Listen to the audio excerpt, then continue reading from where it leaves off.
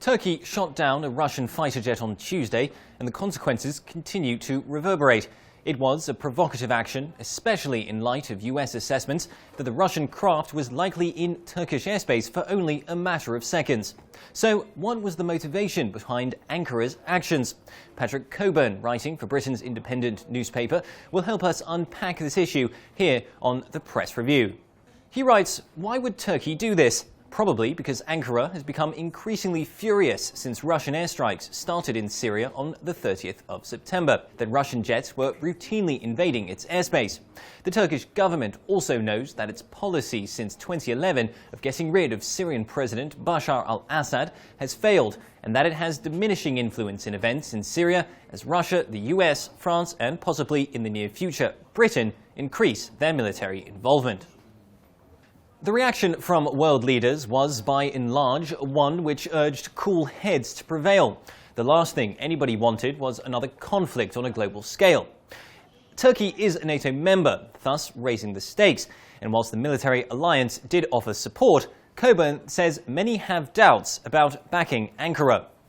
He writes, NATO countries will give some rhetorical support to Turkey as a NATO member, but many will not be dismissive in private of Russian President Vladimir Putin's angry accusation that Turkey is the accomplice of terrorists. Turkey's support for the Syrian armed opposition, including extreme groups like Jabhat al-Nusra and Ahrar al-Sham, has been notorious over the last 3 years. Its relations with ISIS are murky, but it has been credibly accused of allowing the self-declared Islamic State to sell oil through Turkey.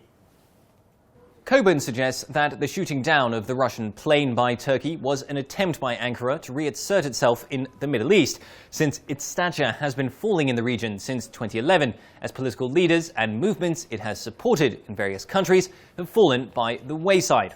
But on the whole, he believes that the will of the international community will prevail. He says it is damaging for Turkey to have bad relations with Russia and Iran, two powerful neighbors close to its borders. Leaders of NATO countries will want to prevent further Russian-Turkish hostilities so they can look for Russian cooperation in attacking ISIS and ending the Syrian conflict. Turkey's status as a NATO member state and relatively stable country mean it has a pivotal role to play in helping the West achieve its aims, both in terms of fighting terrorist ISIS and stopping the flow of refugees from the Middle East and North Africa into Europe. Those joint projects will likely come into play as Ankara's international partners urge it to hold back on venting its frustration, in the process hoping, no doubt, to prevent any further aerial confrontations. That's all we have time for today. Join us again tomorrow for another press review. In Kiev, this is Ukraine Today.